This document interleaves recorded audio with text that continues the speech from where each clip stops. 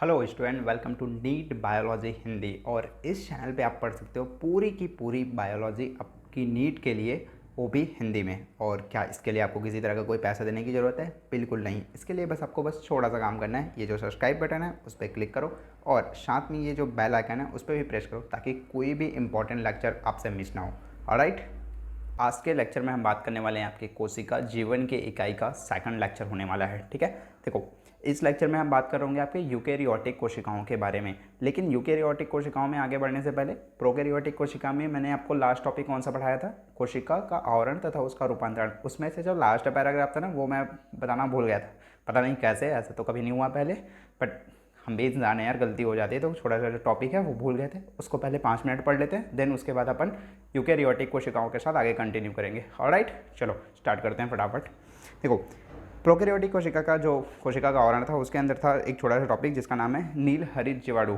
नील हरित जीवाणु थोड़ा बहुत और हमने स्टार्ट में थोड़ा बहुत पढ़ा है हमने। मतलब प्रोकैरियोटिक कोशिका को 4 कैटेगरी में डिवाइड किया गया था। मतलब 4 टाइप के जंतु उसके अंदर आते हैं। कौन कौन सा? जीवाणु, नील हरित शैवाल, और क्या देखा था हमने? माइक्रोप्लाज्म और पीपीएलओ, फ्लोरोनेमनिया लाइक ऑर्गेनिज्म। तो उसमें हम किसकी बात कर रहे हैं? नील हरित शैवाल के बारे में, मतलब नील हरित जीवाणु के बारे में हम बात कर रहे हैं। ठीक, देखो नील हरित जीवाणु, उसके पास क्या होता है? इसके जो कोशिका द्रव्य होता है, ठीक है, इसके पास जो क्या होता है, इसके जो कोशिका द्रव्य में इसके कोशिका द्रव्य में क्या होता है? एक झिल्ली में विस्तार होता है। मतलब जो कोशिका द्रव्य है वो झिल्ली में विस्तार करता है। ठीक है, झिल्ली में विस्तार, ठीक है, झिल्ली में विस्तार करता है। और इस झिल्ली में विस्तार को अपन क्या बोलते हैं बेटा? वर्णिकी लवक कहते हैं। वर्णिकी लवक कहा जाता है। देखो नाम से स्पष्ट है। वर्ण का मतलब क्या होता है बेटा? कलर या फिर रंग। ठीक है, तो इसमें अब देखो नाम से भी स्पष्ट है। नील हरित मतलब नीला हरा टाइप का क्या रहेगा? इसके अंदर लवक रहेगा। ठीक है, तो इसे अपन क्या बोलते हैं? वर्णिकी लवक बोलते हैं। जो नील हरित जीवाणु होता है उसके कोशिका द्रव्य में झिल्ली में विस्तार होता है, जिसे अपन वर्णिकी लवक कहते हैं। और ये जो वर्णिकी लवक है वो किस में हेल्प करेगा? तुम्हारा प्रकाश संश्लेषण में मदद करता है, या फिर प्रकाश संश्लेषण के लिए रिस्पॉन्सिबल होता है। ठीक है, ओके। हाँ, अब देखो जो जीवाणु होते हैं वो 2 टाइप से हो सकते हैं। एक चलायमान हो सकता है, मतलब जो चल सकता है एक स्थान से दूसरे स्थान तक, और दूसरा अचलायमान, मतलब जो चल नहीं कर सकता, मूवमेंट नहीं कर सकता। ठीक है, सबसे पहले अपन बात करते हैं चलायमान की। चलायमान का मतलब जो चल सकता है। तो इसके पास क्या होती है? एक विशेष प्रकार की संरचना होती है जिसे अपन बोलते हैं कशाभिका। कौन सा भीका? कशाभिका। ठीक, अब देखो ये जो कशाभिका होती है, ठीक, ये बनी रहती है तुम्हारा फ्लैगलिन प्रोटीन से। ये तुम्हारे एनसीईआरटी के बुक में नहीं दिया है, लेकिन एम्स में एक आध बार पूछा गया है, इसलिए याद रख लो। ठीक है, तो किससे बना रहता है? तुम्हारा फ्लैगलिन प्रोटीन से बना रहता है। चलो हिंदी में ही लिख देता हूँ मैं, फ्लैगलिन। ठीक है, स्पेलिंग गलत हो सकता है बट इग्नोर करो, इंग्लिश में लिखता तो सही रहता है स्पेलिंग, हिंदी का स्पेलिंग इग्नोर करो। ठीक है, तो किससे बना रहता है? जो कशाभिका रहता है वो तुम्हारा फ्लैगलिन प्रोटीन से मिलकर बना हुआ रहता है। हाँ, अब ये जो कशाभिका होती है वो क्या चीज़ होती है भाई? कशाभिका एक कोशिका भित्ति टाइप का क्या होता है? जैसे कोशिका भित्ति होती है ना, कोशिका भित्ति कैसा रहती है? एक झिल्लीनुमा संरचना होती है। उसी तरह क्या होती है कशाभिका? कोशिका भित्ति टाइप का एक क्या होती है? पतली संरचना होती है। ठीक है, तो यहाँ पर लिख लेना कोशिका भित्ति टाइप, मतलब कोशिका भित्ति जैसी टाइप का, जैसी पतली क्या होती है? संरचना होती है। ठीक, दूसरी इंपॉर्टेंट बात क्या है? इसका जो संख्या होता है, या फिर इसका जो संख्या व विन्यास। ठीक है, विन्यास समझ में आता है ना? विन्यास मतलब मान के चलो ये एकदम कोशिका है, और कोशिका में ऐसा बालनुमा संरचना ऐसे ऐसे परपेंडिकुलर है, मतलब लंबवत ऐसे निकला हुआ है, या फिर वो क्या हो सकता है? ऐसे करके तिरछा हो सकता है। ठीक है, तो मतलब तुम्हारा जो भी कशाभिका जो भी संरचना है वो किस प्रकार से कोशिका के साथ अरेंज्ड है, या फिर ओरिएंटेड है बोलते हैं उसी को अपन क्या बोलते हैं? विन्यास बोलते हैं। मतलब किस प्रकार से वो जुड़ा हुआ है कोशिका के साथ, उसी को अपन क्या बोलते हैं? विन्यास कहते हैं। ठीक, तो इसका जो संख्या है वो विन्यास का जो क्रम है, ठीक, विन्यास का जो क्रम होता है वो क्या होता है? भिन्न होता है। ठीक है, स्टेटमेंट टाइप क्वेश्चन बना के पूछ लेता है, तो ये छोटी छोटी बातें आपको याद होनी चाहिए। ठीक है, तो जो कशाभिका होती है फ्लैगलिन प्रोटीन से बना रहता है, कोशिका भित्ति जैसी पतली संरचना होती है, और इसका जो संख्या होता है या फिर विन्यास होता है, उसका जो क्रम, संख्या या फिर विन्यास का जो क्रम होता है वो क्या होता है? भिन्न होता है। ठीक, तीसरी इंपॉर्टेंट बात, इसके 3 भाग होते हैं। ठीक है, 3 भाग होते हैं। कौन कौन सा? अगेन नाम बस याद रखना है, उसके पूरे डिटेल में नहीं जाना है। ठीक है, तो इसके 3 भाग होते हैं। कौन कौन सा? एक होता है तुम्हारा तंतु का मतलब बेसिकली तार समझ सकते हो, जैसे तार रहता है ना, या फिर बाल। ठीक है, दूसरा होता है तुम्हारा अंकुश, तंतु, अंकुश, और लास्ट में होता है तुम्हारा आधारीय शरीर। ठीक है, देखो आधारी शरीर का मतलब समझ में आता है, कुछ इस टाइप का संरचना होता है। ये मान के चलो तुम्हारा समतल है, ये ऐसा करके तुम्हारा क्या है, ये हो जाएगा तुम्हारा आधारी शरीर हो जाएगा। और अंकुश क्या होता है, ऐसा करके छोटा सा बटन नुमा संरचना होती है। तंतु क्या होता है बेटा, ऐसा तारनुमा संरचना होती है।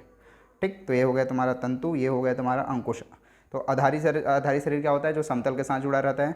अंकुश क्या होता है, जो तुम्हारा तंतु और तुम्हारा जो आधारी शरीर दोनों को जोड़ने का काम करता है। और तंतु क्या रहता है, एक क्या होता है, बालनुमा संरचना होती है। ठीक, तंतु मतलब तारनुमा या फिर बालनुमा एक क्या होती है, संरचना होती है। क्लियर है, ओके। गर्मी बहुत है यार। चलो आगे बढ़ जाते हैं, डिटेल में नहीं जाना है, नाम बस जानो, मोर देन इनफ है। तंतु, अंकुश और आधारीय शरीर होता है। कम जानो सुखी रहो। ठीक है, ज़्यादा डेप्थ में नहीं जानना है बेटा। हाँ, आगे आगे होती है बेटा अचलायमान की बात करते हैं। अचलायमान जीवाणु क्या होती है, जो चल नहीं सकता। जैसे कि तुम्हारा क्या हो गया, इसमें विशेष प्रकार की संरचना होती है, जैसे अपन बोलते हैं क्या, रोम व क्या होता है तुम्हारा झालर, रोम व झालर। हाँ, वही वाला झालर है जो तुम सोच रहे हो ना, तुम्हारे दिमाग में आ रहा है, घर वाला, घर में जो झालर लगाते हैं उसी टाइप की संरचना रहती है, इसलिए इसको अपन रोम, या रोम का मतलब समझ में आता है, वो तुम भजन वजन में सुने होंगे, रोम रोम में बसे हो राम वाला। रोम रोम मतलब बाल में। ठीक है, तो इसमें क्या होती है, बाल नुमा पतली संरचना होती है। या फिर इसको लिखना चाहो तो ऐसे लिख सकते हो कि ये क्या होती है, लंबी नलीकार। ठीक है, लंबी नलीकार क्या होती है, लंबी नलीकार संरचना होती है। ठीक, और ये किससे बना रहता है तुम्हारा, ये बना रहता है तुम्हारा विलीन प्रोटीन से, सॉरी पिलीन प्रोटीन से। पिलीन, हिंदी में लिख देता हूँ मैं, पिलीन प्रोटीन से बना हुआ रहता है। ठीक, अगेन स्पेलिंग मिस्टेक हो सकता है हिंदी का, तो नाम इग्नोर करो। इंग्लिश में स्पेलिंग PILIN होता है, तो तुम चेक कर सकते हो। ठीक है, तो ये क्या होता है तुम्हारा, पिलीन प्रोटीन से बना रहता है। जो रोम रहता है, लंबी नलिकाकार संरचना होती है, साथ में क्या होती है, पिलीन प्रोटीन से बना होता है। अगर मैं इसके झालर की बात करूँ तो झालर क्या होता है यार, सिंपल झालर कैसे रहता है, एक शंकुनुमा तंतु होता है। शंकुनुमा तंतु मतलब यहाँ लिख लो, लघु शंकु, लघु शंकु जैसे क्या होता है, तंतु होता है। तंतु, शंकु समझ में आता है ना, वो तुमने चना खाया बचपन में, कैसे रहता है, ऐसा टाइप का। ठीक, तो इसी को तुम क्या करो, ऐसा करके उल्टा कर दो। ठीक है, हो गया। अब ये क्या करेगा, तंतु टाइप का है तो थोड़ा सा ऐसा करके लंबा रहेगा, ये ऐसे करके कुछ ऐसा रहता है ये। ठीक है, हाँ। तो अब इसका काम क्या रहता है, ये तुम्हारा मान के चलो ऐसा रहे, कोशिका है, तो कोशिका के बाहर क्या रहता है, ऐसा करके जुड़ा रहता है, ऐसा प्रवर्धित रहता है, मतलब बाहर निकला रहता है। ठीक, अब ये क्या करेगा, मान के चलो इसको चट्टान में जाना है। ठीक है, तो यहाँ पे बड़ा सा पत्थर है, चट्टान, तो ये क्या करता है, ऐसा करके जाके चिपक जाता है। ठीक है, हाँ, तो ये क्या होता है, चट्टान में या फिर जो भी पोषक ऊतक है, पोषक ऊतक में क्यों चिपकेगा, खाने के लिए। ठीक है, तो पोषक ऊतक या फिर चट्टान में चिपकने में क्या करता है, मदद करता है। सिंपल। तो ये क्या होता है, लघु शंकु जैसा तंतु होता है। ठीक है, और ये क्या होता है, बाहर की ओर प्रवर्धित रहता है, मतलब बाहर की ओर निकला हुआ रहता है, जो क्या करता है तुम्हारा चट्टान या फिर पोषक ऊतक में चिपकने में मदद करता है। तो यहाँ पे लिख लेना, चट्टान या फिर पोषक ऊतक में, ऊतक से चिपकने में क्या करता है तुम्हारा, मदद करता है। तुम्हारा नहीं, मतलब तुम्हारा जो झालर है वो हेल्प करता है। ठीक है, तो ये था तुम्हारा नील हरित जीवाणु के बारे में। नील हरित जीवाणु के कोशिका द्रव्य में झिल्ली विस्तार होता है, मतलब झिल्ली में विस्तार होता है, जिसे अपन क्या बोलते हैं, वर्णिकी लवक कहते हैं, जो प्रकाश संश्लेषण में हेल्प करता है। दूसरा चीज़ क्या होता है, जीवाणु दो टाइप के हो सकते हैं, चलायमान हो सकता है, अचलायमान हो सकता है। चलायमान में क्या होती है बेटा, एक विशेष क्या होती है, कोशिका भित्ति जैसे संरचना पाई जाती है, जिसे अपन कसाभिका बोलते हैं, जो कि फ्लैगलिन प्रोटीन से बना हुआ होता है। ठीक, इसका जो संख्या होता है या फिर विन्यास का क्रम होता है वो अलग अलग होता है। इसके 3 भाग होते हैं, तंतु, अंकुश और आधारीय भाग। ठीक है, ओके। दूसरा देखा हमने अचलायमान जीवाणु, इसमें क्या होता है, रोम या फिर झालर होते हैं। ये जो पॉइंट्स है ना, मैंने स्टार किया, वो बहुत ज़्यादा इंपॉर्टेंट है। ठीक है, तो अचलायमान में क्या होता है, रोम या फिर झालर होते हैं। ठीक है, और एक इसमें क्या होता है, जो रोम होता है वो क्या होता है तुम्हारा तंतुनुमा संरचना होती है, मतलब लंबी नलिकाकार संरचना होती है, जो क्या होता है, पिलीन प्रोटीन से बना हुआ रहता है। और तुम्हारा जो झालर रहता है वो क्या होता है, लघु शंकु तंतु होता है, लघु शंकुनुमा तंतु होता है, जो चट्टान या फिर क्या बोलते हैं तुम्हारा पोषक ऊतक में चिपकने में मदद करता है। ये क्वेश्चन पूछा जा चुका है। अब देखो यहाँ से क्वेश्चन किस टाइप से आते हैं, वो तुम्हें एग्जामिनर पूछ लेता है, 4 ऑप्शन दे दिया रहेगा और बोलेगा कि बताओ कौन सा जो संरचना है वो चलायमान और अचलायमान का है। तो अब तुम्हें कंफ्यूज करने के लिए बोलेगा कसाभिका दे देगा, रोम देगा, झालर दे दिया रहेगा। अब तुम्हें इसमें फाइंड आउट करना है कि कौन सा चलने में हेल्प करता है, कौन सा अचलायमान होता है। ठीक है, तो यहाँ से तुम फाइंड आउट कर सकते हो। चलायमान में कसाभिका होता है, अचलायमान में क्या होता है, रोम या फिर झालर होता है। आगे इसके बाद चैप्टर खत्म होने के बाद हम क्वेश्चन प्रैक्टिस करेंगे, तो ज़्यादा घबराने की जरूरत नहीं है। बस मैं तुम्हें टॉपिक के साथ साथ बता रहा हूँ कि किस टाइप के क्वेश्चन फॉर्म हो सकते हैं। क्लियर है? ओके, चलो आगे आ जाते हैं, जिसको अपन, हाँ ये चीज़ हमने देख लिया था, राइबोसोम या फिर क्या बोलते हैं जो अंतर्विष्ट पिंड होता है, इसके बारे में ऑलरेडी पढ़ चुके हैं। ठीक है, चलो फटाफट आ जाते हैं अपन आज के लेक्चर में कोशिका जीवन की कई लेक्चर 2, जिसके अंदर हम बात करेंगे पूरे यूकेरियोटिक कोशिकाओं के बारे में, जिसे हम क्या बोलते हैं, ससीम केंद्रीय कोशिकाएं भी कहते हैं। ठीक है, ये नई एनसीईआरटी में दिया हुआ है, पुरानी एनसीईआरटी में भी नहीं दिया हो ससीम केंद्रीय, तो लिख लेना अगर तुम्हारे पास पुरानी एनसीईआरटी है तो। ठीक है, चलो देखो, यूकेरियोटिक कोशिका में जाने से पहले प्रोकैरियोटिक कोशिका में हमने 4 चीज़ें पढ़ी थी कि उसमें क्या होता है, 4 प्रकार के चीज़ों द्वारा रिप्रेजेंट किया जाता है। जीवाणु होता है, माइकोप्लाज्म होता है, नीलहरी शैवाल होता है और पीपीए लोक्लोरोनिमोनिया लाइक ऑर्गेनिज्म होता है। सिमिलरली क्या होता है, यूकेरियोटिक में भी 4 चीज़ों द्वारा इसको रिप्रेजेंट किया जाता है। ठीक है, इसके अंदर आते हैं सबसे पहले तुम्हारा आद्य जीव। ठीक है, दूसरा आता है तुम्हारा क्या, पादप, प्राणी और क्या होता है तुम्हारा कवक। ठीक है, ये 4 चीज़ें आती है तुम्हारे यूकेरियोटिक कोशिका, इस 4 चीज़ों द्वारा रिप्रेजेंट किया जाता है, आद्य जीव, पादप, प्राणी और तुम्हारा क्या, कवक। ठीक, ओके। अब कुछ बेसिक चीज़ें जो जब मैं आपको क्या पढ़ा रहा था, कोशिका का ओवरव्यू दे रहा था, समग्र अवलोकन कर रहे थे, तो वहाँ हमने छोटी छोटी बातें की थी। क्या कि यूकेरियोटिक में क्या होता है, झिल्ली में केंद्रक होता है। तो ये जो तुम्हारा केंद्रक रहेगा वो क्या होगा, तुम्हारा झिल्ली युक्त रहेगा। ठीक है, दूसरी इंपॉर्टेंट चीज़ जो कोशिका द्रव्य है, तो कोशिका द्रव्य में क्या होता है, इसका जो कोशिका द्रव्य होता है वो विस्तृत कक्ष युक्त होता है। ठीक है, इसका मतलब समझाता हूँ मैं क्या होता है, विस्तृत कक्ष युक्त होता है। विस्तृत कक्ष युक्त क्यों होता है बेटा, विस्तृत मतलब फैला हुआ, कक्ष युक्त होता है। क्यों होता है, क्योंकि यूकेरियोटिक में क्या पाया जाता है, ठीक है, चूंकि यूकेरियोटिक में क्या होता है, तुम्हारे पास झिल्ली नुमा मतलब झिल्लीदार क्या पाए जाते हैं, अंगक पाए जाते हैं। ठीक है, तो झिल्लीदार अंगक की उपस्थिति के कारण क्या होता है, ये विस्तृत कक्ष युक्त फैला हुआ होता है। तो यहाँ पे लिख लेना, चूंकि इसके पास क्या होती है, झिल्ली नुमा या फिर झिल्लीदार क्या पाए जाते हैं, अंगक। झिल्लीदार क्या होते हैं, अंगक होते हैं, जिसके वजह से क्या होता है, ये विस्तृत रूप से क्या होता है, इसका जो विस्तृत कक्ष युक्त पाया जाता है, इसका जो कोशिका द्रव्य होता है। ठीक, और कुछ दिया है पॉइंट, जैसे जटिल गतिकीय होता है तथा कोशिकीय कंकाल संरचना होती है। बोलने का मतलब जैसे कि हम ह्यूमन बॉडी, हम भी आते हैं ना, देखो प्राणी है यहाँ पे, तो हमारे में क्या होती है, हम मूवमेंट कर सकते हैं। ठीक है, दौड़ सकते हैं, कूद सकते हैं, और साथ में क्या कर सकते हैं, कोशिकीय कंकाल संरचना होती है। कोशिकीय कंकाल संरचना में हमारे अंदर मतलब हड्डी पाया जा रहा है। ठीक है, तो कंकाल संरचना होती है, जबकि यूकेरियोटिक में ऐसा कोई कंकाल संरचना वगैरह नहीं होते हो। जनरली उसके अंदर क्या आते हैं, जो सूक्ष्म टाइप के प्राणी है ना, वो सब आते हैं। ठीक है, ओके। तो जटिल गतिकीय तथा क्या होते हैं तुम्हारा, कोशिकीय कंकाल संरचना, कोशिकीय कंकाल संरचना होती है। ठीक, ओके। इसके बाद है आनुवांशिक पदार्थ है। इसके अंदर जो आनुवांशिक पदार्थ होता है बेटा, वो क्या होता है, गुणसूत्र के रूप में क्या होते हैं, व्यवस्थित होते हैं। ठीक, तो यहाँ पे लिख लेना, आनुवांशिक पदार्थ गुणसूत्र के रूप में, गुणसूत्र के रूप में क्या होता है तुम्हारा, व्यवस्थित होते हैं। क्लियर है?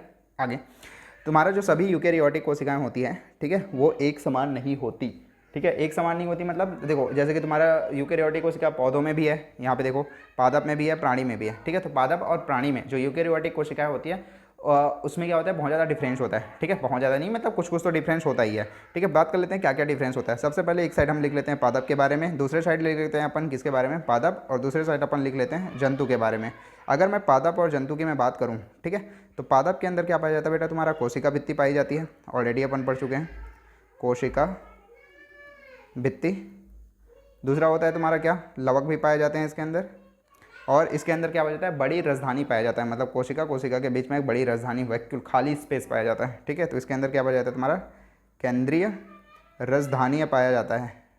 ठीक है, जबकि तुम्हारा जंतु के अंदर ना तो कोशिका भित्ति पाई जाती है, ना ही लवक पाई जाती है, और ना ही केंद्रीय राजधानी पाया जाता है। लेकिन इसके अंदर क्या पाया जाता है, तारकाय पाया जाता है। तारकाय क्या होता है बेटा, इसे अपन बोलते हैं इंग्लिश में सेंट्रिओल कहते हैं। ठीक है, सेंट्रिओल क्या होता है, ये जब हम इसके आगे मतलब कोशिका विभाजन जब हम चैप्टर पढ़ेंगे ना, कोशिका के बाद कोशिका विभाजन चैप्टर है, उसके अंदर अपन डिटेल में बात करेंगे कि तारकाय क्या होती है, काफ़ी ज़्यादा इंपॉर्टेंट है। लेकिन यहाँ बस तुम जस्ट नाम बस याद रखो, आगे हम उसके डिटेल में बात करेंगे। ठीक है, जबकि पादप में क्या होती है, किसी प्रकार का कोई तारकाय नहीं पाया जाता। तो ये तुम्हारा डिफरेंस होता है पादप यूकेरियोटिक में और तुम्हारा जो जंतु यूकेरियोटिक है उसमें। ठीक है, कोशिका भित्ति, लवक और केंद्रीय राजधानी तुम्हारे पादप के अंदर पाया जाता है, लेकिन तारकाय नहीं पाया जाता। जंतु के अंदर क्या होता है तुम्हारा, कोशिका भित्ति, लवक, राजधानी ये सब नहीं पाया जाता, लेकिन तारकाय पाया जाता है। ठीक है, तो आगे हम बात करते हैं आपके कोशिका झिल्ली के बारे में। ठीक है, यूकेरियोटिक कोशिका बेसिक जानकारी आपको पता होनी चाहिए। ये थोड़ा हमने कोशिका वाला जो समग्र अवलोकन था उसके अंदर भी हमने डिस्कस किया हुआ था। ये थोड़ी नई चीज़ थी, कोशिका भित्ति, लवक और केंद्रीय राजधानी और तारकाय। ठीक, आगे बात करते हैं अपन कोशिका झिल्ली के बारे में। यहाँ से बहुत ज़्यादा क्वेश्चन आने के चांसेस रहते हैं और अक्सर आते ही हैं। ठीक है, तो अच्छे से ध्यान देना है। कोशिका झिल्ली में क्या होती है, सबसे पहले हम बात कर लेते हैं जो आरबीसी होता है। आरबीसी मतलब लाल रक्त जो कणिका होती है, उसके अंदर जो कोशिका भित्ति होती है उसे अपन क्या बोलते हैं कि उसका एक स्पेशल नाम होता है जिसे बोलते हैं डोनन्स झिल्ली। ठीक है, तो यहाँ पे लिख लेना आप कि जो आरबीसी होती है, आरबीसी की जो कोशिका झिल्ली होती है, आरबीसी की कोशिका झिल्ली, इसे अपन क्या बोलते हैं तुम्हारा डोनन्स झिल्ली कहते हैं। डोनन्स झिल्ली कहा जाता है। क्लियर है? ओके। दूसरी चीज़,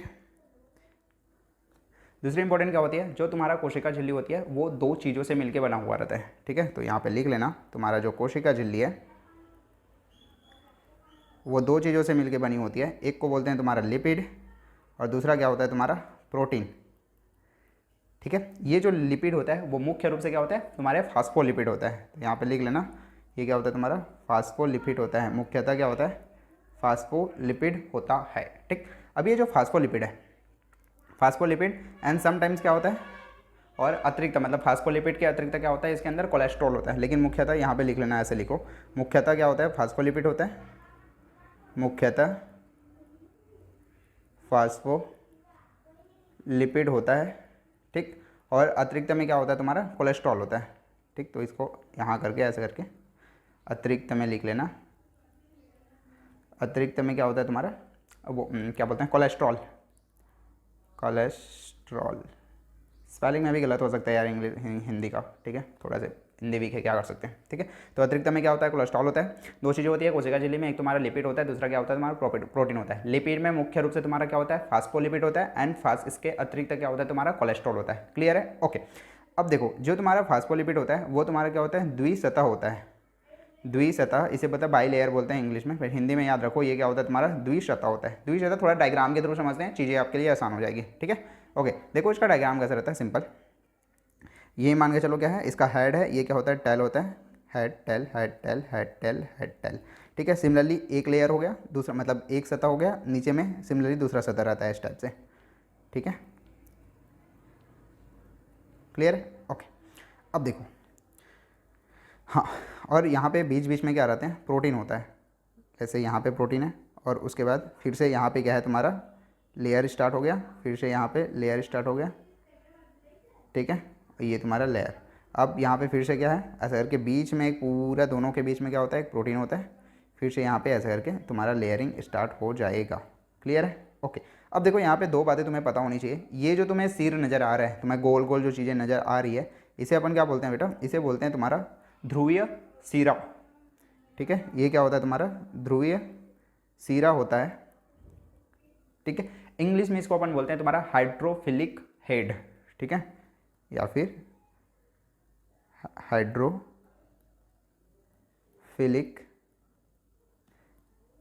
हाइड्रोफिलिक हेड कहा जाता है। ठीक, ये जो तुम्हें बाल नुमा दो ऐसे ऐसे बाल नज़र आ रहे हैं उसको अपन तुम्हारा क्या बोलते हैं, ये जो बाल नुमा संरचना आ रहा है इसे हम बोलते हैं क्या, इसे बोलते हैं तुम्हारा अध्रुवीय पुच्छ, मतलब पूछ की तरह नज़र आ रहा है ना, तो इसलिए इसे अपन बोलते हैं तुम्हारा अध्रुवीय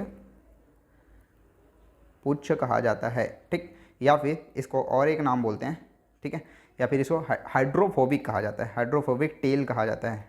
ठीक है, हाइड्रोफोबिक टेल कहा जाता है। हिंदी और इंग्लिश दोनों में नाम याद रखना जरूरी है। ठीक, हाइड्रोफोबिक टेल को हिंदी में और क्या बोल देते हैं, तुम्हारे एनसीईआरटी की बुक में दिया है जल भीरु व पुच्छ कहते हैं।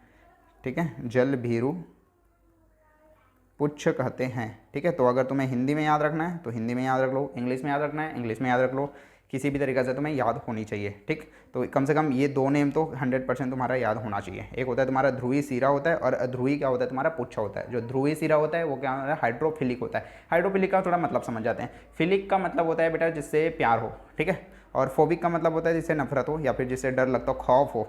ठीक है, तुमने सुना होगा ना कई बार मूवी वगैरह में, मुझे हाइड्रोफोबिया है, फोबिया का मतलब डर, खौफ, हाइड्रोफोबिया मतलब हाइड्रो मतलब पानी, जिसको पानी से डर लगता है उसको हाइड्रोफोबिया की बीमारी ऐसे बोलते हैं, वहीं से ये फोबिक वर्ड आया है। ठीक है, फिलिक का मतलब होता है जिससे प्यार हो, हाइड्रोफिलिक मतलब वाटर लवर, मैं तो ऐसे ही बोलता था, मैं तो ऐसे ही याद किया था, मतलब हाइड्रोफिलिक मतलब वाटर लवर जिसको वाटर से प्यार हो। ठीक, तो हाँ, तो ये क्या होता है तुम्हारा हाइड्रोफिलिक हेड होता है, या फिर ध्रुवीय, या फिर उसको अपन ध्रुवीय शिरा बोलते हैं। और दूसरा क्या होता है तुम्हारा जो टेल है, मतलब अध्रुवीय पुच्छ होता है, या फिर इसे अपन हाइड्रोफोबिक टेल कहते हैं। क्लियर है, दो बातें, ओके। अब यहाँ पे जो तुम्हें दो प्रोटीन नज़र आ रहा होगा, ठीक है, इसको अपन आगे कंटिन्यू करेंगे, उसके बाद में इधर और पीछे आ जाएंगे। ठीक, यहीं पे मैं सारी चीज़ आपको बता देता हूँ। ये जो तुम्हें नज़र आ रहा है, ठीक है, सतह में, मतलब यहाँ पे तुम्हारे, तो ये दो सतह तो तुम्हें समझ में आ गया कि जो फास्फोलिपिड होता है उसके दो सतह होते हैं, ये पहला सतह हो गया और ये क्या हो गया तुम्हारा दूसरा सतह हो गया। क्लियर है, ओके।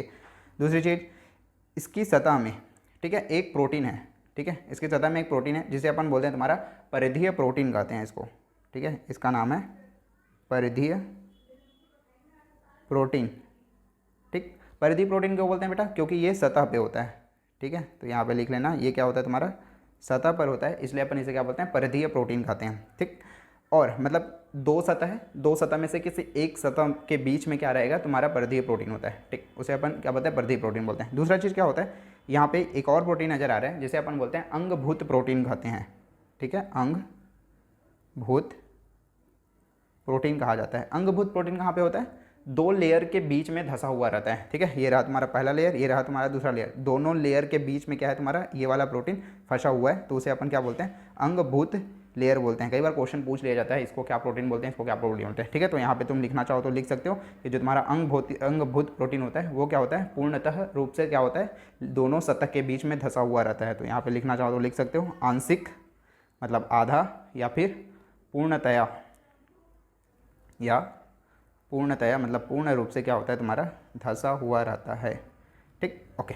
तो ये चार चीज़ें अब में भी आपको समझ में आ गया होगा। हाँ, एक और चीज़ की हमने बात की थी, कोलेस्ट्रॉल। ठीक है, तो कोलेस्ट्रॉल क्या रहता है इसी लेयर के बीच में, मतलब ये जो तुम्हारा फास्फोलिपिड लेयर है ना, ये जो फास्फोलिपिड लेयर है उसी के बीच में कहीं पे क्या रहता है तुम्हारा ऐसा करके मतलब ऐसा करके कुछ भी बना लो, ऐसा करके स्ट्रक्चर, यहाँ पे क्या होता है तुम्हारा कोलेस्ट्रॉल भी रहता है। ठीक, अब देखो इस कोलेस्ट्रॉल का काम क्या है उसका भी थोड़ा सा बात कर लेते हैं। ठीक है, हाँ,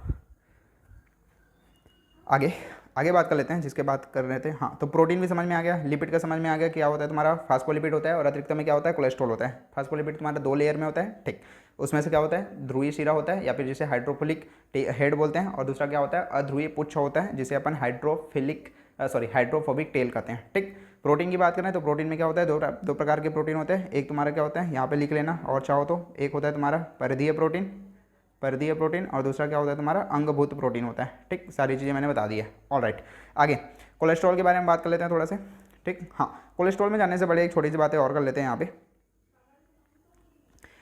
जो तुम्हारा आरबीसी होता है, ठीक है, आरबीसी होता है इसे अपन इरिथ्रोसाइट भी बोलते हैं। ठीक है, ये नाम और भी अपन पढ़ेंगे जब अपन ह्यूमन फिजियोलॉजी पढ़ेंगे ना, तो वहाँ अपन इसको और डिटेल में पढ़ेंगे। इसलिए मैं बोलता हूँ कि जो कोशिका, इसलिए मैं आपको जो कोशिका वाला चैप्टर है इसलिए फर्स्ट में पढ़ा रहा हूँ। क्यों, क्योंकि ये ऑलमोस्ट सारे चैप्टर के साथ जितने भी ह्यूमन फिजियोलॉजी वाले हैं, जेनेटिक वाले जो चैप्टर हैं उनके साथ ये इंटरलिंक्ड हो जाता है। इसलिए ये चैप्टर पढ़ना बहुत ज़्यादा इंपॉर्टेंट है। जो अच्छे टीचर रहते हैं उनको मालूम रहता है कौन सा चैप्टर पहले पढ़ाना रहता है। ठीक है, ओके। तो जो आरबीसी होता है इसे अपन क्या बोलते हैं एरिथ्रोसाइट भी कहते हैं, इरिथ्रोसाइट। ठीक, ये नाम भी याद रखना, कई बार इरिथ्रोसाइट के नाम से भी पूछ लिया जाता है। ठीक, और ये आपको ब्लड वाले चैप्टर में भी पढ़ोगे अच्छे से। ठीक, ब्लड सर्कुलेशन जो है ना उसमें। हाँ, तो जो आरबीसी रहता है या जिसे अपन इरिथ्रोसाइट बोलते हैं, इसके अंदर अगर मैं लिपिड की बात करूँ, ठीक है, तो इसके अंदर अगर हम क्या बात करते हैं जो लिपिड का परसेंटेज, अब ये परसेंट जो मैं बता रहा हूँ वो वेरी करता है, मतलब चेंज होते रहता है, लेकिन आपके एनसीईआरटी बुक के हिसाब से जो लिपिड होता है वो 40% होता है लगभग में, है ना, एकदम एग्जैक्ट नहीं है। और दूसरा क्या है तुम्हारा जो प्रोटीन है, ठीक है, वो 52% होता है, प्रोटीन 52% होता है। ये डाटा काफ़ी ज़्यादा इंपॉर्टेंट है, कई बार आपके एग्जाम नीट के एग्जाम में पूछा गया है। ठीक, तो तुम्हारा जो आरबीसी या फिर इरिथ्रोसाइट होता है उसके अंदर लिपिड का परसेंट 40%, प्रोटीन 52% होता है। ठीक है, 40% 52%, ये दो चीज़ें आपको पता होनी चाहिए। हाँ, ऑलराइट, आगे बात कर लेते हैं तुम्हारे कोलेस्ट्रॉल के बारे में। ठीक है, कोलेस्ट्रॉल वर्ड भी आया था। दो चीज़ें इसके अलावा मैं और भी एक बात करूँगा कोलेस्ट्रॉल के अलावा, हैप्नॉइड के बारे में। ठीक, ओके। अब ये क्या चीज़ है मत पूछ देना, आगे तुम्हें समझ में आ जाएगा। तो तुम्हारा जो कोलेस्ट्रॉल रहता है, कोलेस्ट्रॉल, ठीक है, तुम्हारा जो कोलेस्ट्रॉल है ये बेसिकली क्या करता है, तुम्हारा झिल्ली की स्टेबिलिटी के लिए रिस्पॉन्सिबल होता है। मतलब तुम्हारा जो कोशिका झिल्ली है, ठीक है, तो कोशिका जो झिल्ली है, कोशिका झिल्ली की स्थिरता के लिए रिस्पॉन्सिबल होता है, मतलब उसको स्थिर रखता है, उसके स्टेबिलिटी के लिए रिस्पॉन्सिबल होता है। किसके अंदर? यूकेरियोट के अंदर, यूकेरियोट के अंदर, यूकेरियोट में, ठीक है। अगर मैं बात करूं इसके अलावा, देखो यहाँ पे अपन यूकेरियोट के अंदर बात कर रहे हैं कि झिल्ली की स्थिरता यूकेरियोट में कोलेस्ट्रॉल मेंटेन करता है, और दूसरा क्या होता है तुम्हारा प्रोकैरियोट की अगर मैं बात करें तो उसके अंदर होता है हैप्नॉइड, ठीक है। तो यहाँ पे लिख लेना हैप्नॉइड, ठीक है, हैप्नॉइड होता है। हैप्नॉइड क्या करता है तुम्हारा, ये भी झिल्ली की स्थिरता के लिए रिस्पॉन्सिबल होता है, लेकिन किसके अंदर? प्रोकैरियोट के अंदर, प्रोकैरियोट में। क्लियर है? ओके, हाँ। तो अब तक हमने क्या क्या चीज़ें देखी, थोड़ा सा अपन रिवाइज कर लेते हैं ताकि आगे बढ़ने से पता चल रहा है आगे पार्ट पीछे से पार्ट वाला हाल है तो गेम मजा नहीं आएगा, ठीक है। तो कोशिका झिल्ली में हमने सबसे पहले देखा तुम्हारा जो आरबीसी की कोशिका झिल्ली होती है उसे अपन डोनेंस कोशिका, उसे डोनेंस झिल्ली कहते हैं। कोशिका झिल्ली दो चीज़ों से मिलकर बना रहता है, लिपिड और प्रोटीन। लिपिड में मुख्यतः क्या होता है? फास्फोलिपिड होता है, इसके अलावा क्या होता है? कोलेस्ट्रॉल होता है। प्रोटीन दो टाइप के प्रोटीन होते हैं, परिधि प्रोटीन होता है और अंगभूत प्रोटीन होता है, ठीक है। जो फास्फोलिपिड होता है वो दो सतह में पाया जाता है, उसमें से जो गोल वाला हेड रहता है वो क्या होता है? ध्रुवीय हेड होता है, जिसे अपन हाइड्रोफिलिक हेड भी कहते हैं। और एक क्या होता है तुम्हारा अंदर की तरफ, देखो कई बार ना डायरेक्शन भी पूछ लेता है अंदर बाहर, तो जो हेड रहता है वो बाहर की तरफ रहता है, ठीक है। और तुम्हारा जो क्या होता है अध्रुवीय पुच्छ होता है, जो तब क्या होता है अंदर की तरफ होता है, जिसे अपन हाइड्रोफिलिक टेल या फिर हिंदी में जल भूरी क्या बोलते हैं तुम्हारा जल भीरू पुच्छ कहते हैं, ठीक। अब देखो ये जो अंदर वाला साइड है अध्रुवी वाला पुच्छ है वो पानी के साथ डायरेक्टली अटैच नहीं है। अब देखो जो बाहर वाली चीज़ है, अब ये क्या बात कर रहे हैं अपन, कोशिका झिल्ली की बात करें ना, तो कोशिका झिल्ली ऐसे रहेगा। अब ये सब ऐसे हैं, अरेंज है कोशिका के अंदर, यहाँ पे सेंटर है, ये क्या है तुम्हारा कोशिका भित्ति है। और तो तुम्हारा जो हेड है वो क्या होता है? जो बाहर के वातावरण है उसके साथ संपर्क में रहता है। तो कई बार ऐसा भी क्वेश्चन पूछ लिया जाता है कि बाहरी वातावरण से कौन संपर्क में रहता है, तो ध्रुवी सिरा संपर्क में रहता है, अध्रुवी पुच्छ संपर्क में नहीं रहता, ठीक है। ये बात थोड़ा सा क्लियर होनी चाहिए। ऑलराइट, आगे आगे हमने देखा क्या, हमारा जो प्रोटीन होता है परिधि प्रोटीन होता है, अंगभूत प्रोटीन होता है। परिधि प्रोटीन तुम्हारा सतह में होता है, किसी भी एक सतह में, और तुम्हारा जो अंगभूत प्रोटीन होता है वो दोनों सतह में होता है, ठीक। ओके, या आंशिक या फिर पूर्ण रूप से हो सकता है। उसके बाद हमने देखा जो आरबीसी होता है या फिर एरिथ्रोसाइट होता है, उसके अंदर जो लिपिड होता है 40%, ठीक है, 40%, और उसके अंदर क्या होता है 52% होता है प्रोटीन, ठीक। कोलेस्ट्रॉल की बात करें तो कोलेस्ट्रॉल क्या आता है तुम्हारा झिल्ली की स्थिरता को बनाए रखता है यूकेरियोट में, अगर हिप्नॉइड क्या करता है तुम्हारा प्रोकैरियोट के अंदर झिल्ली की स्थिरता को बना के रखता है। इतनी बातें क्लियर है? चलो अब आगे बढ़ जाते हैं फटाफट। हाँ, आगे क्या है तुम्हारा, दो साइंटिस्ट थे, अब ये काफ़ी ज़्यादा इंपॉर्टेंट है, ठीक है। दो साइंटिस्ट जिनका नाम है सिंगर एंड लॉकन्सन, ठीक है। गिव मी अ सेकंड, गर्मी बहुत है यार, क्या कर सकते हैं बट हाँ, दो साइंटिस्ट हैं जिनका नाम है सिंगर एंड लॉकन्सन। सिंगर वही गाना वाला सिंगर है, ठीक है। सिंगर हो गया एंड निकोलसन हो गया, सिंगर व निकोलसन, सिंगर और निकोलसन ये आए बेटा 1972 में। अगेन साइंटिस्ट का नाम इंपॉर्टेंट है, डेट इंपॉर्टेंट है। इन्होंने एक क्या बोला अपना सिद्धांत दिया या ठीक है या फिर मॉडल दिया जिसका नाम है तुम्हारा तरल किरमिर मॉडल। तरल किरमिर मॉडल या फिर नमूना बोलते हैं हिंदी में, ठीक है। तरल किरमिर नमूना इन्होंने दिया, इस पे क्वेश्चन पूछा जा चुका है, डेट पे क्वेश्चन पूछा जा चुका है, साइंटिस्ट के नाम पे भी क्वेश्चन पूछा जा चुका है, और ये जो स्टेटमेंट है नीचे उस पर भी क्वेश्चन पूछा जा चुका है। तो ऐसा कुछ चीज़ नहीं बचा है इसके अंदर जिससे क्वेश्चन नहीं आया हुआ है, ये काफ़ी ज़्यादा इंपॉर्टेंट है आपके लिए, ठीक है। तो तुम्हारा सिंगर एंड लॉकन्सन 1972 में तुम्हारा तरल किरमिर नमूना प्रस्तुत किया, जिसके अनुसार उन्होंने क्या बोला कि जो लिपिड होता है वो क्या होता है अर्ध तरल प्रकृति का होता है, ठीक है। अर्ध तरल प्रकृति का मतलब, अर्ध तरल का मतलब और भी मैं समझा चुका हूँ। तरल जो पानी रहता है या फिर ऑयल रहता है आसानी से बह जाता है उसे तरल बोलते हैं। अर्ध तरल मतलब जैसे तुम्हारा गोंद होता है उस टाइप से रहता है तुम्हारा लिपिड, ठीक। इस प्रकृति के कारण क्या होता है जो फास्फोलिपिड सतह है, अभी हम पढ़ के आ रहे हैं ये फास्फोलिपिड सतह, ठीक है, हाँ, के भीतर क्या होता है जो प्रोटीन होता है वो पार्श्विक गति करता है। इसका मतलब क्या है बेटा, पार्श्विक गति करने का मतलब ये तुम्हारा लेयर है, यहाँ पे तुम्हारा प्रोटीन था, यहाँ पे प्रोटीन था, तो तुम्हारा जो पार्श्विक गति करने का मतलब ये है कि तुम्हारा प्रोटीन उछल के ऐसे नहीं जा सकता, वो क्या करेगा ऐसे ऐसे क्या करता है स्लाइड करता है, फ्लिप फ्लॉप नहीं करता। फ्लिप फ्लॉप मतलब उछल के नहीं जाता, ये क्या करता है तुम्हारा पार्श्विक गति करता है, मतलब ऐसा करके स्लाइड करेगा, या तो ऐसे सरका के इधर लेके आ जाओ या ऐसे सरका के इधर लेके आ जाओ, ठीक है। क्यों होता है पार्श्विक गति, क्यों करता है, क्योंकि तुम्हारा जो लिपिड रहता है वो अर्ध तरल क्या होता है प्रकृति का होता है, जिसके वजह से तुम्हारा जो प्रोटीन होता है वो फास्फोलिपिड की सतह पे पार्श्विक गति करता है। इस पे क्वेश्चन पूछा जा चुका है। क्लियर है? ओके। हाँ हाँ, अगर लिपिड की बात करें तो लिपिड क्या करता है, उछल के जा सकता है, लेकिन प्रोटीन उछल के नहीं जा सकता। ये थोड़ा सी बातें थी। यहाँ पे एक हमने बात की अर्ध तरल प्रकृति। तो अर्ध तरल प्रकृति क्या करता है, कहाँ कहाँ हेल्प करता है, ये भी बहुत ज़्यादा। तो जो लिपिड की अर्ध तरल प्रकृति होती है वो अलग अलग काम में हेल्प करती है। कौन कौन से काम है भाई? तो अलग अलग कार्य में क्या करती है, हेल्प करती है। ठीक, जैसे हो गया तुम्हारा कोशिका की वृद्धि के लिए, ठीक, कोशिका वृद्धि में मदद करती है, कोशिका विभाजन में मदद करेगा, कोशिका विभाजन में, अंतः कोशिका में, या फिर अंत कोशिका भी बोलते हैं इसको, सॉरी अंत कोशिक बोलते हैं, ठीक है, या फिर अंतर कोशिकीय संयोजन, अंतर कोशिकीय संयोजन और तुम्हारा श्रावण में, ठीक है, कोई भी चीज़ श्रावित करने के लिए क्या करता है, हेल्प करता है। श्रावण बोलो या श्रवण बोलो एक ही मतलब है।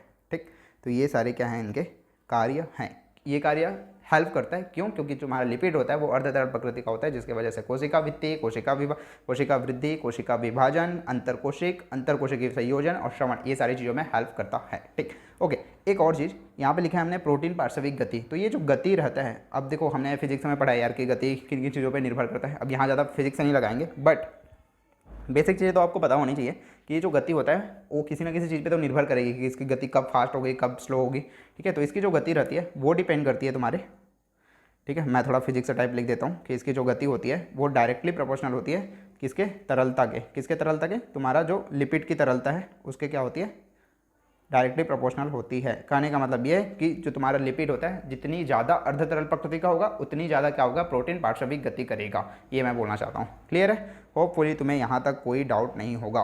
सिंगर निकलसन 1972 तरल किर्मिक मॉडल प्रस्तुत किया। लिपिड अर्ध तरल प्रकृति का होता है जिसकी वजह से प्रोटीन फास्फोलिपिड सतह पर पार्श्विक गति करता है, मतलब ऐसे ऐसे स्लाइड करता है। ठीक है, और अर्ध तरल प्रकृति होने और इसकी जो गति होती है वो तरलता पर निर्भर करती है। ठीक, अर्ध तरल प्रकृति, लिपिड के अर्ध तरल प्रकृति होने के कारण वो निम्नलिखित काम में हेल्प करती है। कोशिका वृद्धि, कोशिका वृद्धि, कोशिका विभाजन, अंतरकोशिकीय संयोजन और श्रवण, ये सारे काम भी थोड़ा सा ख्याल में रखना। उतनी ज़्यादा पूछी नहीं जाती, लेकिन कई बार पूछ सकते हैं स्टेटमेंट टाइप क्वेश्चन बना के, तो कोई भी रिस्क नहीं लेना है। ठीक है, रिविजन के टाइम भले ही स्किप कर सकते हो, लेकिन फिलहाल अभी तो पढ़ ही लो। ठीक है, ओके।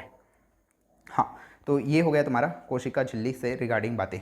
अब कोशिका झिल्ली की बात कर रहे हैं तो उसके अंदर एक और टर्मिनोलॉजी आती है जिसे अपन बोलते हैं क्या, परिवहन। ठीक है, थोड़ा सा इसको भी डिस्कस कर लेते हैं। परिवहन क्या चीज़ होता है एक्चुअल में? ठीक है, देखो परिवहन, मैं सारे टाइप के परिवहन एक जगह समाप्त कर देता हूँ। ये परिवहन आप एक अलग से चैप्टर में पढ़ोगे जिसको बोलते हैं ट्रांसपोर्ट इन प्लांट, मतलब पौधों में परिवहन, वहाँ भी पढ़ोगे।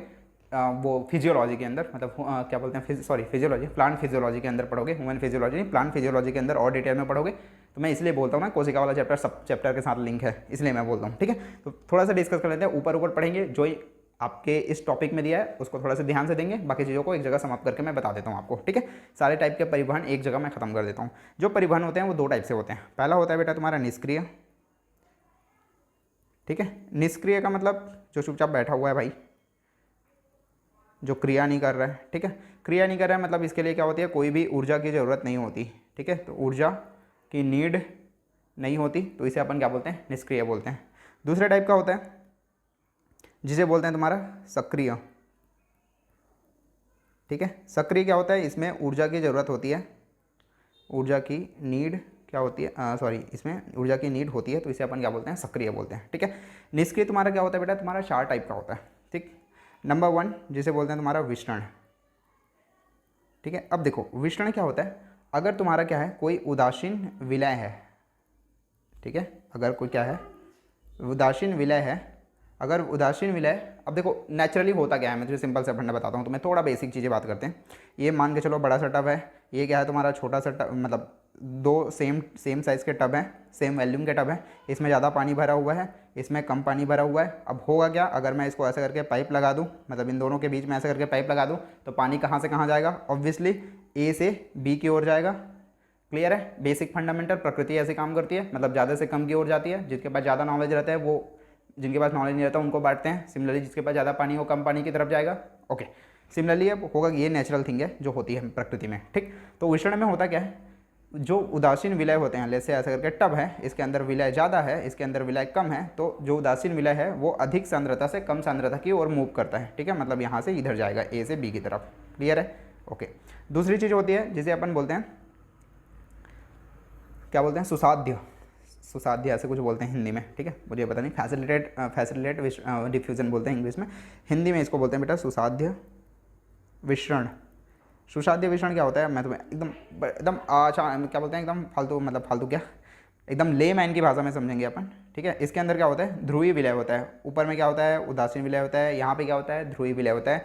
ध्रुवीय विलय, सुसाध्य विसरण, सबको साइड में करो, एकदम अनपढ़ गंवार की तरह ले मैन की भाषा में समझो चीज़ों को। ठीक है, देखो एक रहता है यार स्कूल में क्या रहता है, हर स्कूल में एक मनचला सा लड़का रहता है। मनचला सा लड़का जिसका ध्यान किसी, जो पढ़ने में तो अच्छा है, ठीक ठाक है, लेकिन जैसे ही वो किसी सुंदर कन्या को देखता है उसका मन मचल जाता है, सुंदर कन्या में उसका ध्यान चला जाता है। ठीक है, तो उस बंदे को हम क्या करते हैं यार, मोटिवेट करके रखते हैं। तो मोटिवेट करने के लिए क्या करते हैं, ऐसा करके ना टोपा लगा देते हैं।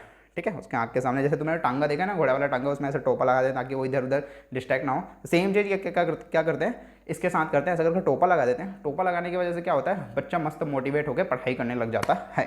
ठीक है, तो इसे अपन बोलते हैं सुसाध्य विसरण। ठीक, मतलब टोपे की वजह से बच्चा पढ़ाई में मग्न हो गया, तो उसे अपन बोलते हैं सुसाध्य विसरण। अब इसमें होता क्या है, जो भी तुम्हारा ध्रुवीय विलय है, ठीक है, यहाँ पे तुम्हारा ध्रुवीय विलय है, अब यहाँ पे क्या करेंगे, इसके साथ प्रोटीन ऐड कर देंगे, मतलब वही टोपा लगा देंगे, जिसकी वजह से क्या होगा, ये आसानी से विसरण कर जाएगा, मतलब अधिक सांद्रता से कम सांद्रता की ओर चला जाएगा। तो इस प्रकार की जो विसरण होती है उसे अपन क्या बोलते हैं, सुसाध्य विसरण कहते हैं। अगेन यहाँ पे एनर्जी हम नहीं लगा रहे हैं अपन, यहाँ बस मैंने बच्चे को एकदम फोर्स नहीं किया पढ़ने के लिए, मैंने बस उसमें टोपा लगा दिया, दैट्स इट। ठीक है, तो ये वाला काम कर सकते हो तुम। ठीक, ओके, तो लिख सकते हो यहाँ पे। तो यहाँ पे क्या कर लेना, तुम प्रोटीन ऐड कर लो, और प्रोटीन ऐड करने से क्या होता है, इसका विसरण हो जाता है, और इस प्रकार के जो विसरण है उसे अपन क्या बोलते हैं, सुसाध्य विसरण कहते हैं। ठीक, उसके बाद आता है तुम्हारा पराशरण। पराशरण क्या होता है यार, सेम डिफिनेशन रहेगा, अधिक सांद्रता से कम सांद्रता की ओर जाती है, लेकिन कौन, जल।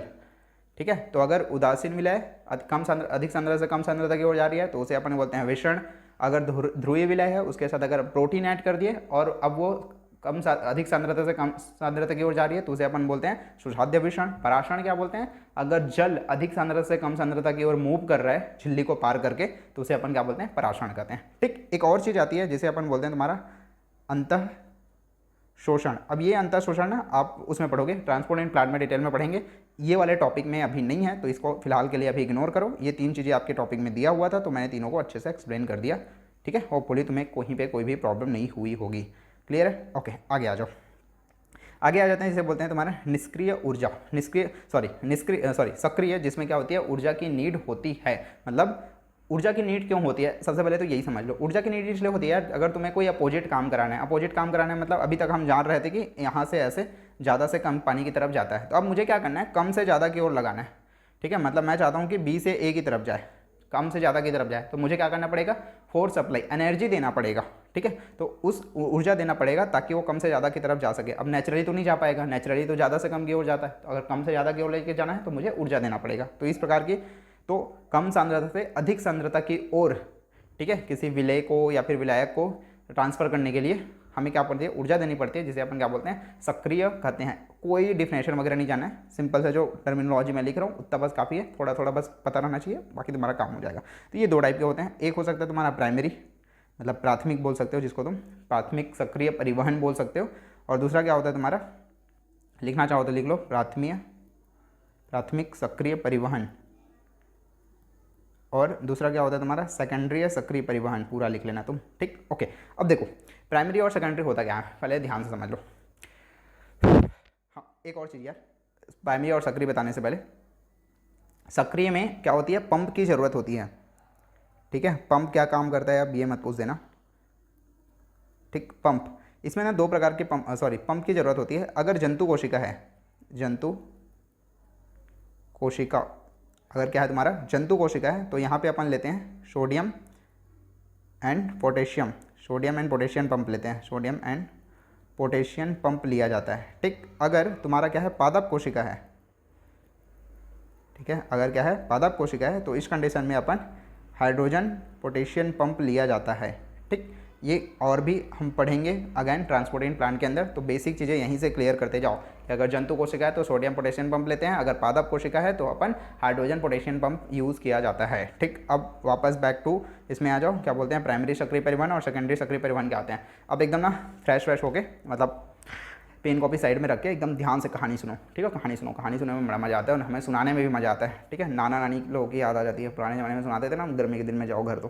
ठीक है, देखो होता क्या है, एक ना क्या बोलती है, सुंदर सी कन्या है। ठीक है, जिसका नाम कोई भी एक्स वाई जेड ले लो, कोई भी एक सुंदर सी कन्या है, नहीं कन्या वन्या नहीं रखते यार, थोड़ा लड़के रखते हैं, लड़कों की थोड़ी सी इज्जत बढ़ाते हैं।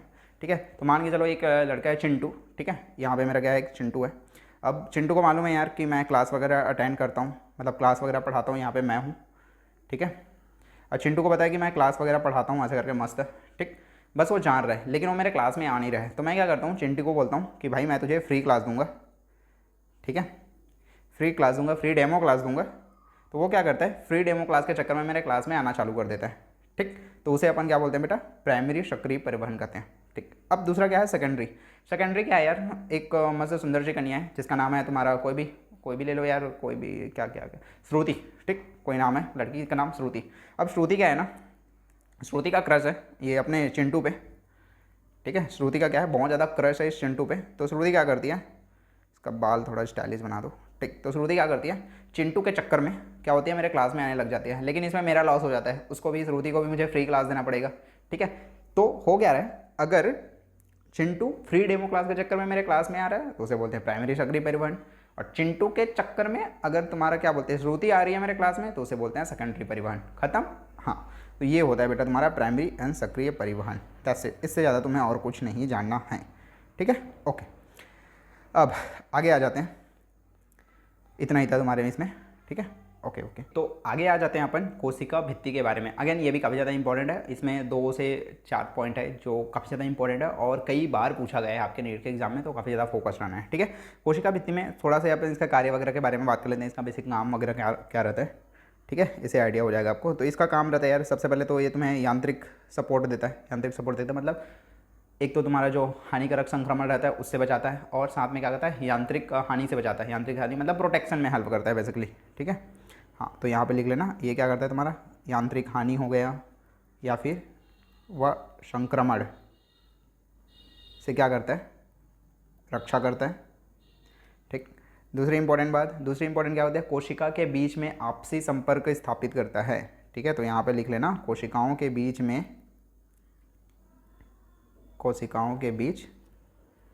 क्या करता है, ये आपसी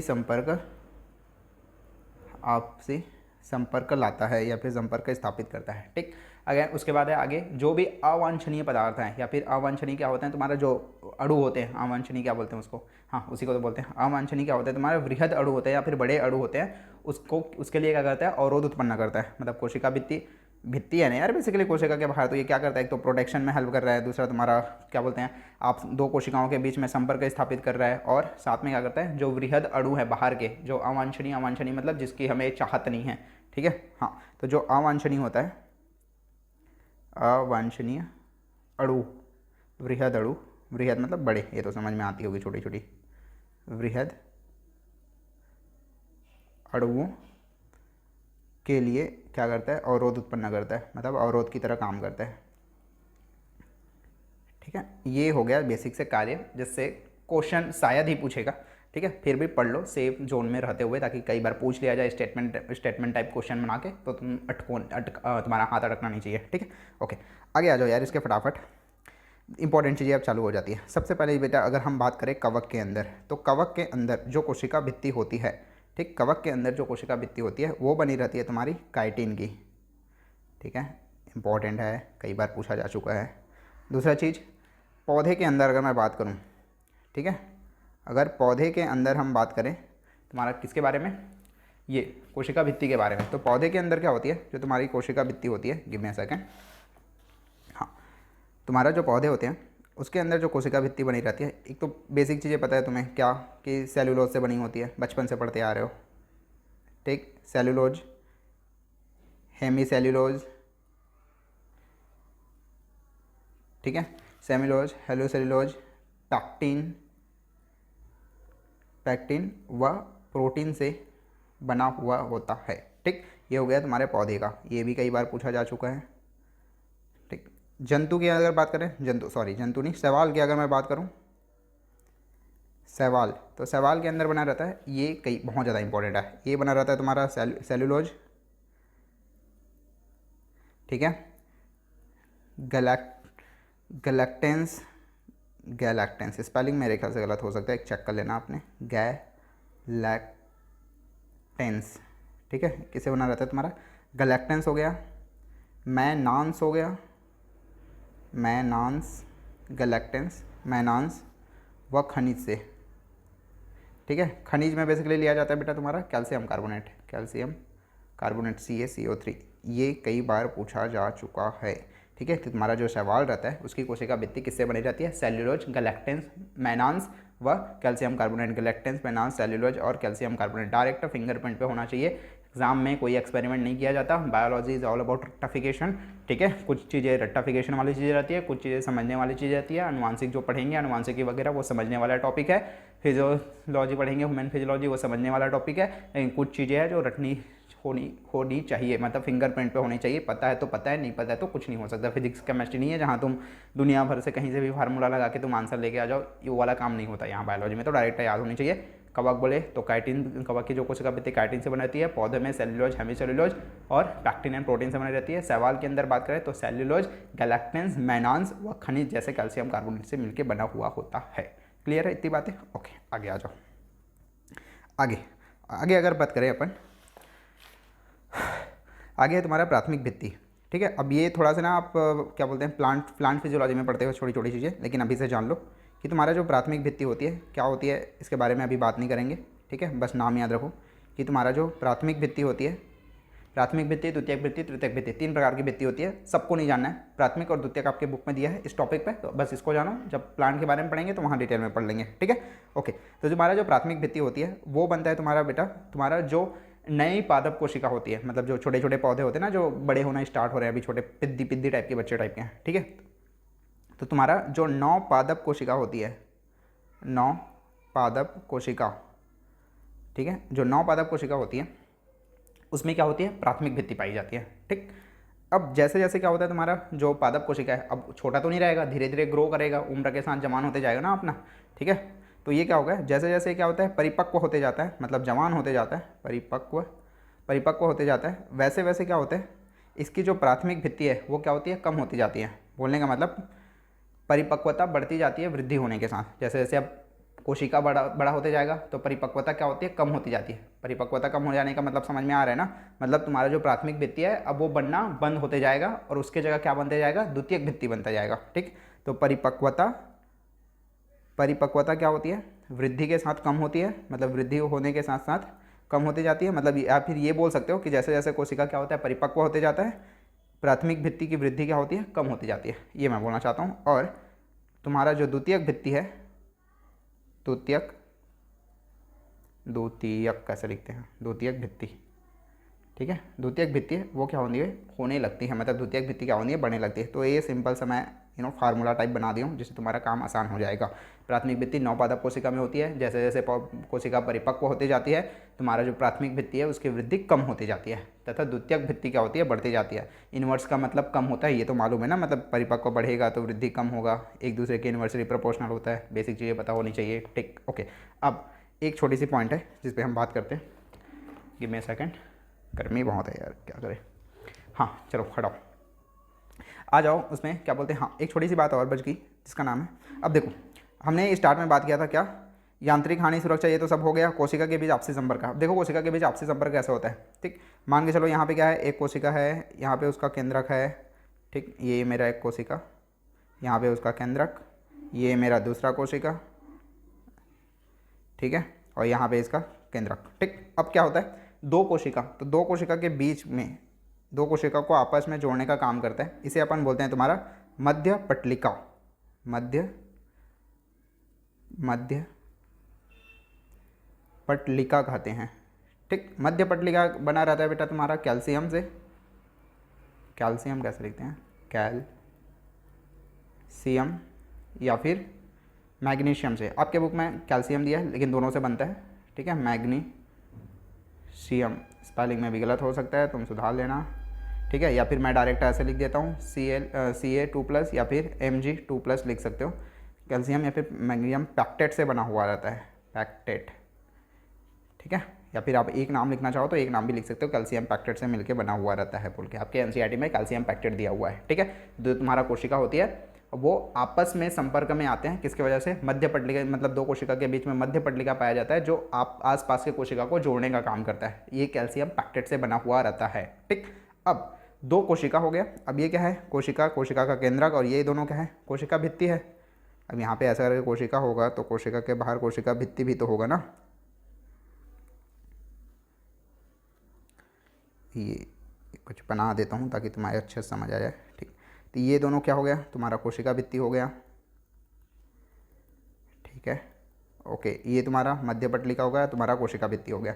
तो मध्य पटलिका और कोशिका भित्ति, ठीक है, इन दोनों को क्रॉस करती है एक चीज़ जिसे अपन बोलते हैं, ये ऐसा करके इसके आढ़ा तिरछा क्या होता है, एक क्रॉस करने वाली चीज़ होती है, क्रॉस करती है उस चीज़ को अपन क्या बोलते हैं बेटा? उसे अपन बोलते हैं जीव द्रव्य तंतु, जीव द्रव्य तंतु, या फिर इंग्लिश में इसको बोलते हैं, आपके बुक में दोनों नाम दिया है, हिंदी और इंग्लिश, आप दोनों नाम याद करके चलोगे। इसे इंग्लिश में बोलते हैं प्लाज्मोडेस्माटा या फिर प्लाज्मोडेस्माटा कहते हैं, डेस्मेटा, ठीक है। क्या बोलते हैं इसको? जीव द्रव्य तंतु या फिर प्लाज्मोडेस्माटा कहते हैं। ये क्या करता है बेसिकली?